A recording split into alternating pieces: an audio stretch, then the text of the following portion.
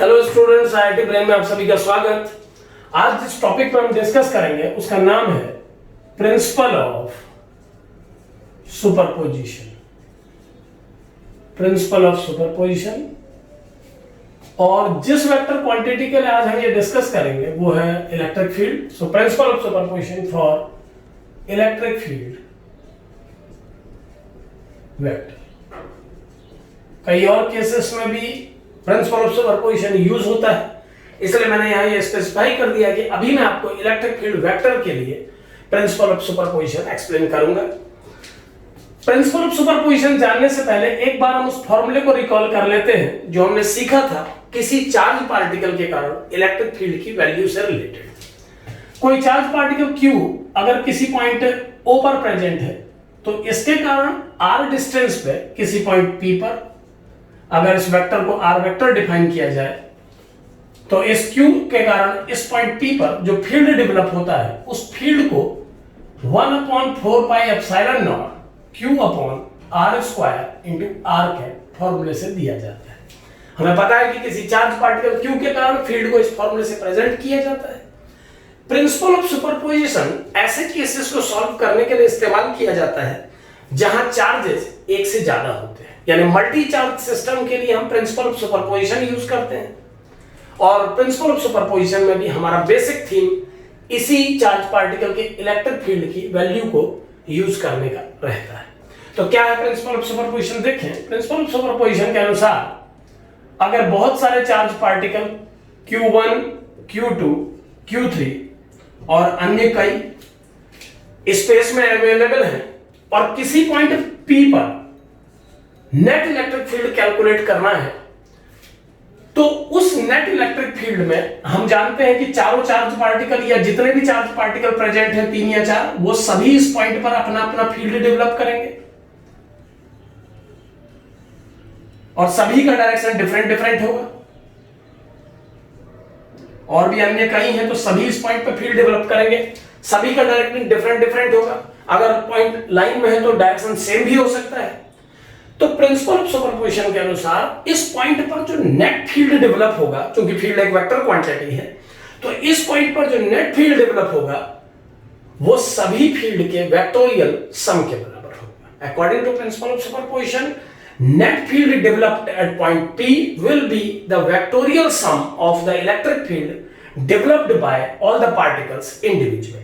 एक बात यहां पर और ध्यान रखें कि किसी चार्ज पार्टिकल के द्वारा किसी पॉइंट पर जो फील्ड डेवलप होता है ना वो सराउंडिंग के मीडियम पर डिपेंड करता है और ना ही किसी दूसरे चार्ज पार्टिकल की प्रेजेंस पर। किसी मटेरियल मीडियम की प्रेजेंस में इस चार्ज पार्टिकल से इस पॉइंट पर डेवलप होने वाला फील्ड उतना ही रहता है जितना तब ये डेवलप करता है जब ये वैक्यूम में करता है। हम ये जानते हैं कि मीडियम की प्रेजेंस में इस चार्ज पार्टिकल से इस पॉइंट पर डेवलप होने वाले फील्ड की वैल्यू में कोई फर्क नहीं पड़ने के बाद भी इस पॉइंट पर नेट इलेक्ट्रिक फील्ड की वैल्यू बदल जाती है। उसके लिए जो मीडियम प्रेजेंट है उसमें चार्ज का डेवलप होना रिस्पॉन्सिबल है। लेकिन अगर ये पूछा जाए कि क्या मीडियम की प्रेजेंस से या किसी अदर चार्ज पार्टिकल की प्रेजेंस से इस पॉइंट पर बनने वाले इलेक्ट्रिक फील्ड में इसका कंट्रीब्यूशन चेंज हुआ है, तो आपको जवाब होना चाहिए नहीं, ये नहीं चेंज हुआ है।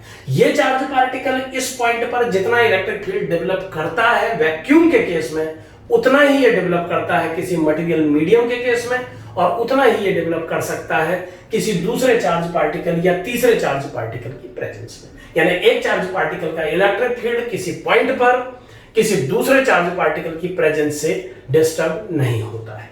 अब अगर इस पॉइंट पर नेट इलेक्ट्रिक फील्ड कैलकुलेट करने की कोशिश की जाए इन सभी डिस्टेंसेस को r1, r2, r3 vector consider करके, तो जो नेट इलेक्ट्रिक फील्ड इस पॉइंट पर आ जाएगा वो इस फॉर्मूले के अकॉर्डिंगली होगा E net is equal to E1 vector plus E2 vector plus all other electric fields। याद रहे आपको वेक्टोरियल ही ऐड करना है क्योंकि आप एक वेक्टर क्वांटिटी को सॉल्व कर रहे हैं। तो ये वैल्यू आ जाएगी 1/4 pi epsilon not Q1 by R1 square R1 cap plus 1/4 pi epsilon not Q2 by R2 square R2 cap and similar electric field due to all others.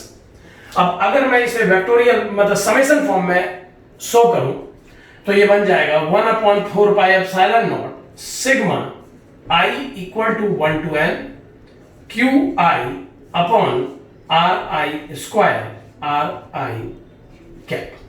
तो E net जो electric field की net value इस point पे develop होगी P point पर, वो इन सभी इलेक्ट्रिक फील्ड के वेक्टोरियल सम के बराबर होगी।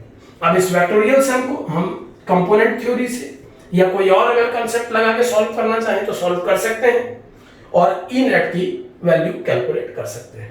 तो पूरी थीम में ये बात हमेशा ध्यान रखिए कि प्रिंसिपल ऑफ सुपरपोजिशन किसी एक पॉइंट पर बहुत सारे चार्ज पार्टिकल्स के नेट इलेक्ट्रिक फील्ड को कैलकुलेट करने में मदद करता है। अगर हमें कभी इस पॉइंट पर कोई टेस्ट चार्ज Q0 रख करके उस पर फोर्स भी निकालना हो तो पहले हमें इन सभी चार्जेस का नेट फील्ड इस पॉइंट पे कैलकुलेट करना चाहिए। और चूंकि हम जानते हैं कि नेट फील्ड में टेस्ट चार्ज को मल्टीप्लाई करने से फोर्स कैलकुलेट हो जाता है, तो फोर्स को भी कैलकुलेट करने के लिए पहले हमें इस फील्ड को निकालना चाहिए। यानी इस पॉइंट पर फील्ड कैलकुलेट कर लीजिए आप, तो उसके बाद आप इजीली नेट फोर्स भी कैलकुलेट कर पाएंगे। तो ये सब बातें ध्यान रखें और इस बात का जरूर ध्यान रखें कि किसी चार्ज पार्टिकल से बनने वाला फील्ड किसी दूसरे चार्ज पार्टिकल की प्रेजेंस से डिस्टर्ब नहीं होता है। बाकी मटेरियल मीडियम की प्रेजेंस से क्या क्या चेंजेस आते हैं तो वो हम जब डायरेक्ट्रिक्स पढ़ेंगे तो उसमें डिस्कस करेंगे डिटेल में। Thank you.